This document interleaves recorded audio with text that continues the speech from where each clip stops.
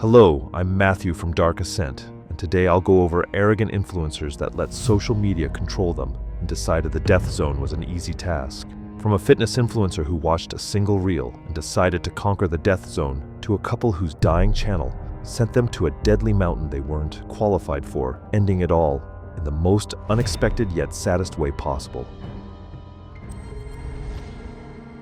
It was October 2nd, 2021, and Manaslu Base Camp sat at roughly 15,800 feet in a broad glacial basin below Manaslu's northeast route. Dozens of commercial teams had set up across the moraine that autumn, part of the steadily increasing guided traffic the mountain had been seeing in recent years. The air at dawn carried the bite of single-digit temperatures and the constant low hum of wind pushing across the glacier, tents clustered by expedition company, bright fabrics against gray rock, prayer flags snapping between cairns. Among the climbers was Kayla Mercer, a 28-year-old fitness content creator from Los Angeles. Kayla had built a growing audience, posting gym content, physique updates, and race finishes. She was a competitive CrossFit athlete and genuinely one of the fittest people on any mountain she set foot on. Her resting heart rate sat in the low 50s, and she tested in the 98th percentile for cardiovascular fitness. On paper, she was elite. On Manaslu, she was a tourist with a pulse oximeter. She interpreted far too optimistically. The decision that brought her there started with a single reel. A woman roughly her age, visibly less fit, standing on a summit with a caption along the lines of, "If I can do this, anyone can." Kayla watched it twice, and within a week had booked a guided expedition to Manaslu through a commercial operator. The comments on her announcement were overwhelmingly supportive. Nobody in her audience had the background to tell her that the fittest person on a mountain is not necessarily the safest. I don't know how to explain to someone who hasn't been deep into these stories how little sea-level fitness matters above 25,000 feet. Like, it's not that it helps a little less, it basically just stops protecting you the way people think it will. And nobody in her comments had any idea. Her assigned Sherpa was Dawa Gyaltsen, 36 with 5 Manaslu summits. He noticed Kayla immediately during the first acclimatization rotation. She moved fast, faster than most clients, and keeping pace with some of the lighter load carries. She posted from Camp 1, face flushed, grinning, clearly in her element. But Dawa also noticed what the speed was costing. Her breathing recovery was longer than it should have been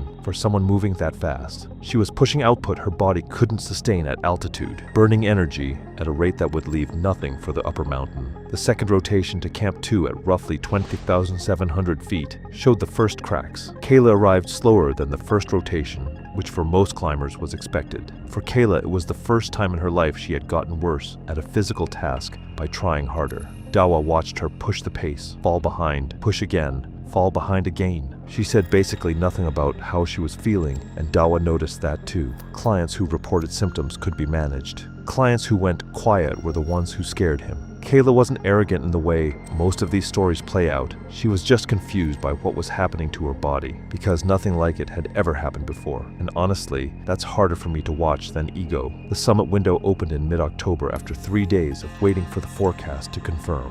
Several climbers heard Kayla coughing through the night at Camp 4 and noticed she barely touched her food. She departed Camp 4 shortly after midnight from roughly 25,000 feet. The temperature was around minus 15 degrees Fahrenheit with moderate wind. An icing issue with her regulator cost them 20 minutes at the start before Dawa cleared it. She started strong after that, moving ahead of several other clients, the competitive pattern repeating itself one final time. By dawn, her first cylinder was already running dangerously low. She had been running her regulator well above the recommended flow rate, despite Dawa adjusting it lower twice during the ascent. She was breathing harder than the terrain justified. Dawa switched her to another staged cylinder and told her they needed to slow down significantly. Kayla slowed for maybe 20 minutes before the pace crept back up. Above 25,500 feet, her legs began failing in ways she had never experienced. Not fatigue the way a hard workout produces it, but a deep systemic failure where her body could no longer deliver enough oxygen to sustain the pace. She stumbled twice on the fixed line. Her cough turned wet and persistent.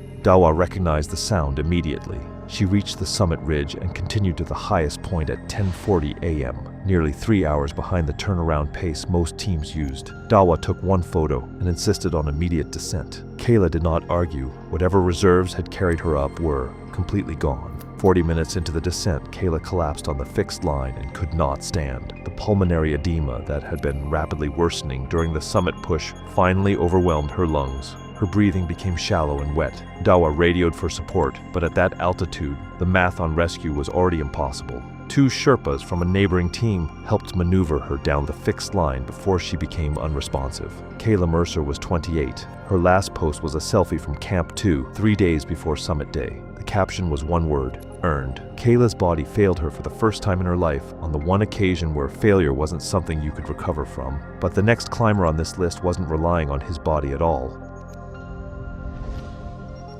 It was mid-May 2016, and Everest Base Camp was more crowded than it had been in years. 2 consecutive seasons of closures had stacked permits, and the mountain was packed with climbers who had been waiting for their shot. The route above Camp 4 was expected to bottleneck badly once the weather window opened. Among them was Brendan Hale, 38, from Denver, Colorado, an online performance coach who sold courses about mental toughness, overcoming physical limitations. Brendan had built an audience large enough to monetize around a philosophy that boiled down to every limit you think you have is a story you're telling yourself. He had Kilimanjaro, Elbrus, and Aconcagua under his belt. Everest was supposed to be the proof that mindset conquered everything. What gets me about Brendan is his mind actually was strong, like unusually disciplined, and on a normal mountain that's an asset, but on Everest it became the thing that killed him. Because the brain doing all that problem solving was the same organ, the altitude was starting to shut down. His Sherpa was Mingma Tenzing, 33, with 6 Everest summits. Mingma noticed something unusual about Brendan during acclimatization.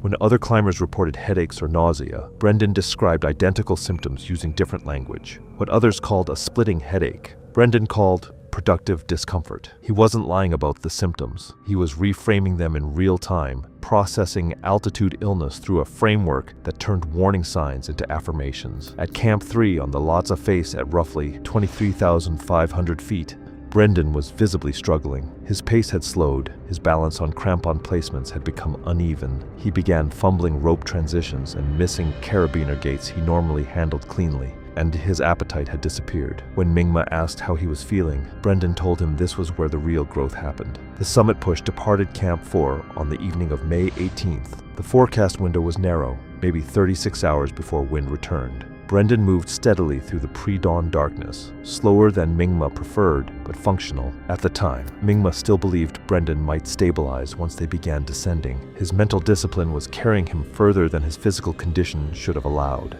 He managed the balcony, managed the exposed ridge above it, managed terrain that was breaking down stronger climbers around him. Above 28,000 feet, the reframing began to fail. Not because Brendan's will weakened, but because the organ doing the reframing was the same one altitude was beginning to impair. His speech became circular, repeating phrases from his course material in fragments that no longer connected. Mingma recognized the signs of worsening haste.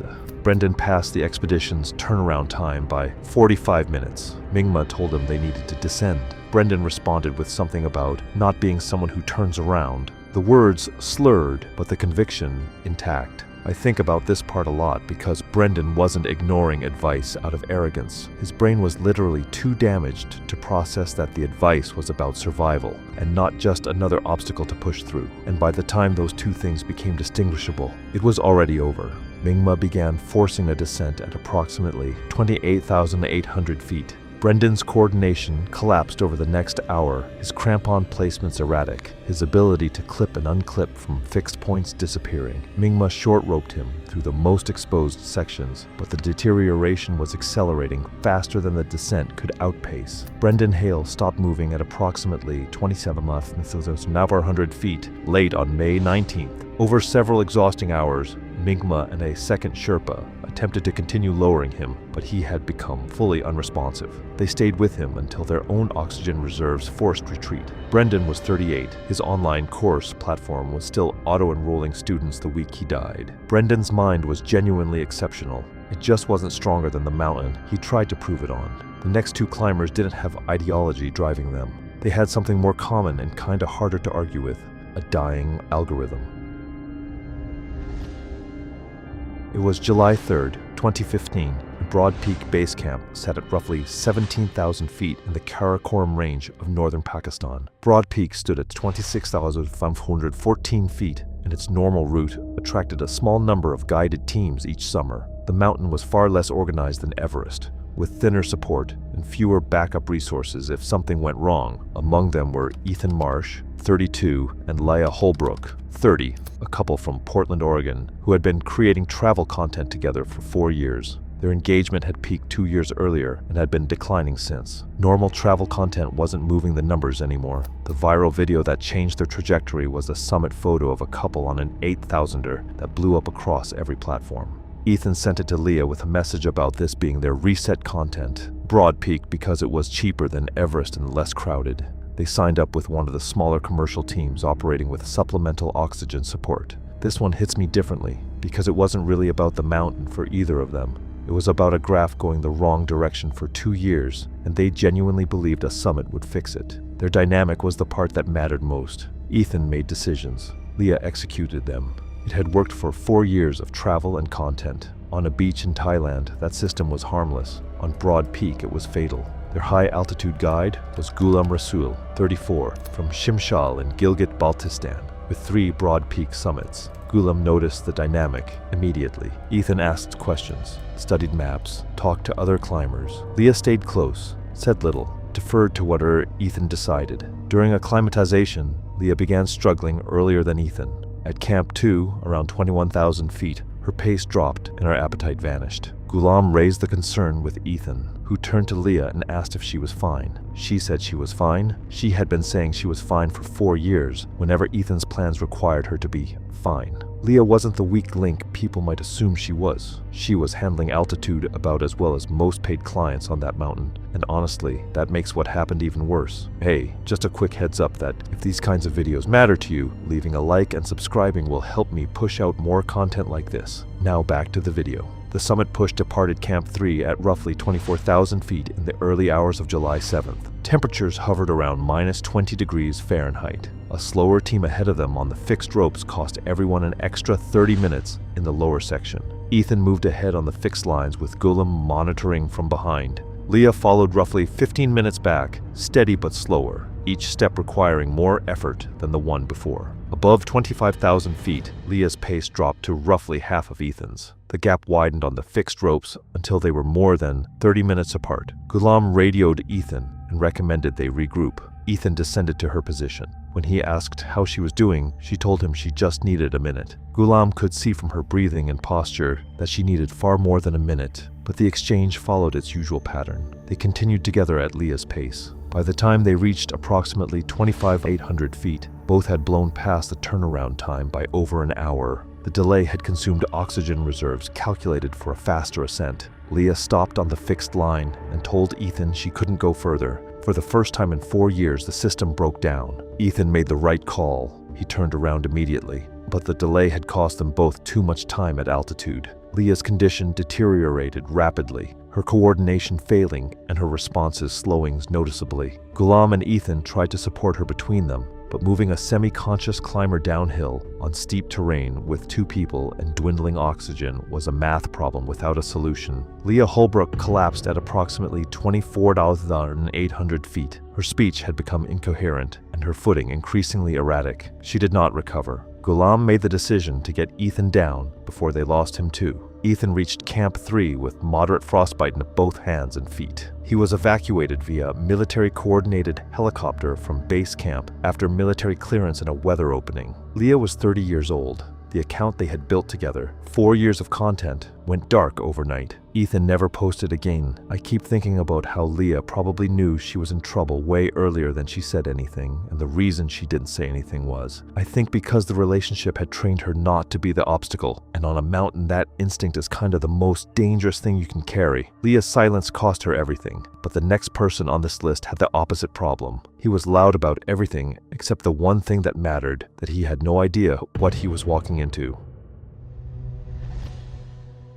It was October 15th, 2017, and the trail from Namche Bazaar wound upward through rhododendron forest toward Tengboche at roughly 12,700 feet. The autumn trekking season was busy with hikers and porters and the occasional yak train carrying supplies toward higher camps. Among the trekkers was Tyler Briggs, 24, from Phoenix, Arizona. Tyler had built a viral but inconsistent following, making stunt content, 30-second clips of him jumping off things, enduring things, eating things, ice baths, pepper challenges, backflips into questionable water. His content operated on a simple formula: someone dares me, I do it, we all watch. The dare that brought him to Nepal started as a comment along the lines of, bet you won't try a real mountain. Tyler Googled dangerous climbs Nepal and landed on Amadablam, 349 feet, one of the most technically demanding peaks in the Himalayas. He booked through a lower-cost operator with minimal experience screening and flew to Kathmandu 6 weeks later with a GoPro and mountaineering boots he barely knew how to use. He had exaggerated his climbing experience on the application forms, listing gym bouldering sessions and a guided 2-day Rainier climb as alpine experience. Tyler's kinda in his own category for me, because he didn't even understand what he was signing up for. Like, the gap between a 30-second ice bath and a 5-day technical climb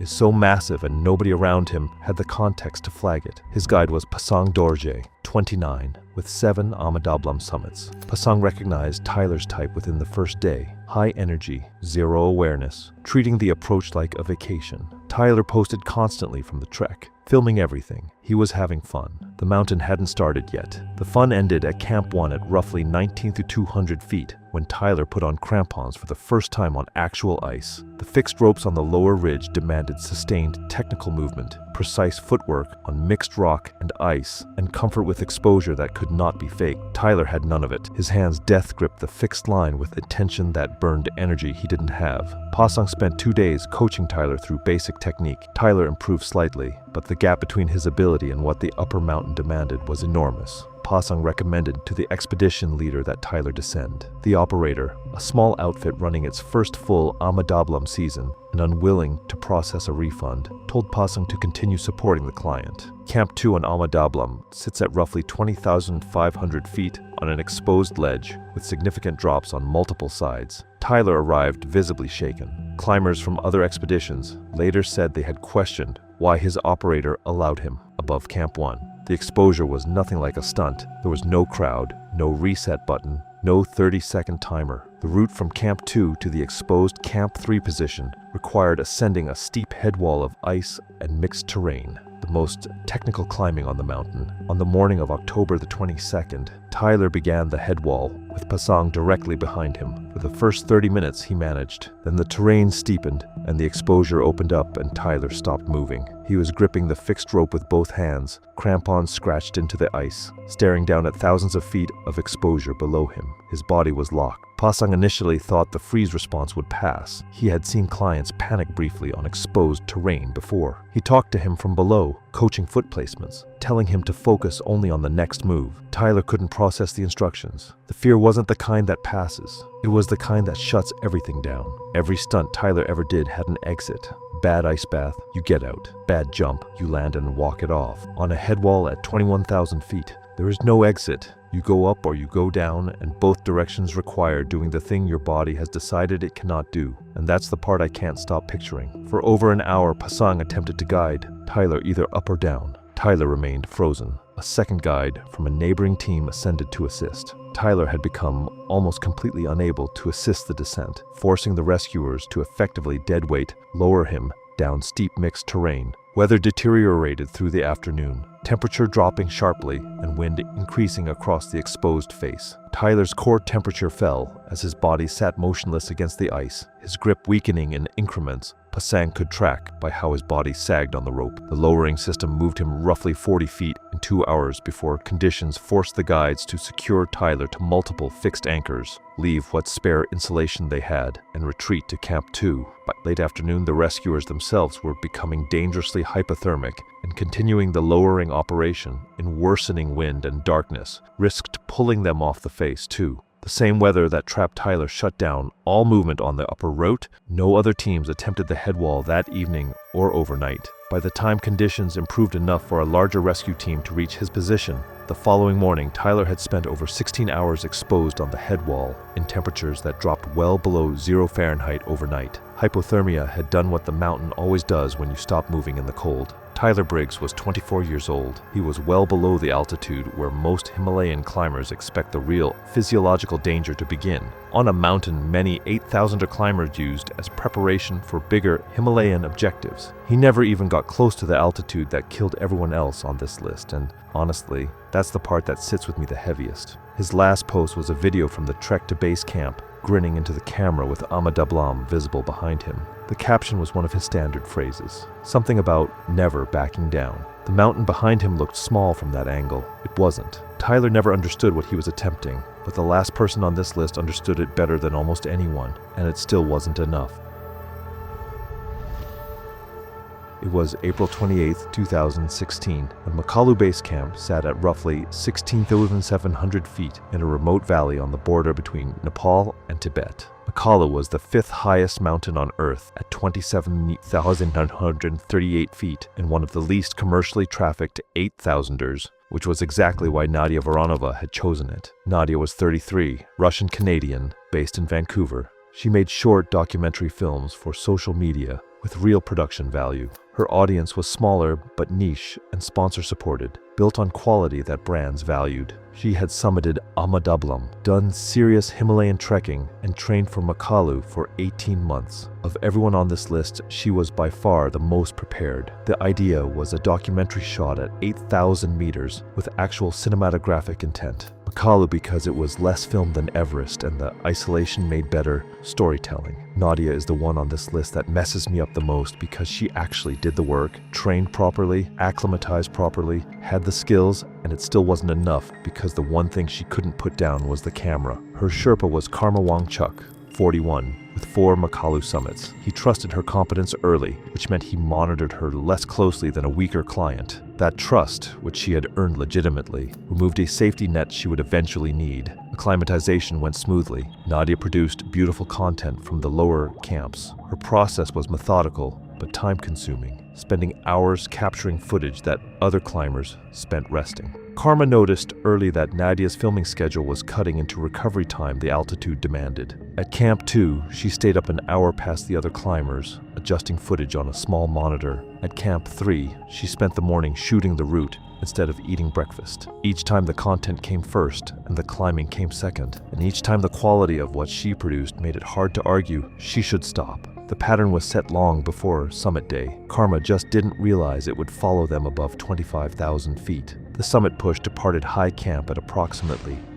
25,000 was 300 feet in the pre-dawn hours of May the 18th. Conditions were clear, cold and manageable. Nadia climbed steadily with Karma, filming the departure and the first light hitting the ridge. A brief radio issue with base camp cost them a few minutes, troubleshooting at around 26,000 feet. Each shot required stopping, adjusting, framing. Small delays that individually seemed harmless. At roughly 26,500 feet, she stopped for nearly 20 minutes to capture the sunrise, breaking across the Himalayan range. The footage was genuinely extraordinary. It was also 20 minutes of standing still at extreme altitude, consuming oxygen reserves the descent depended on. She summited at 11:15 a.m. with adequate margin if the descent went cleanly. Karma took photos, and she captured several composed shots. 8 minutes. They began descending immediately. The accumulated delays from filming had eaten into her oxygen supply more than the plan accounted for. Each stop had drawn from oxygen reserves calculated around continuous movement. Karma checked her supply at roughly 27,000 feet and realized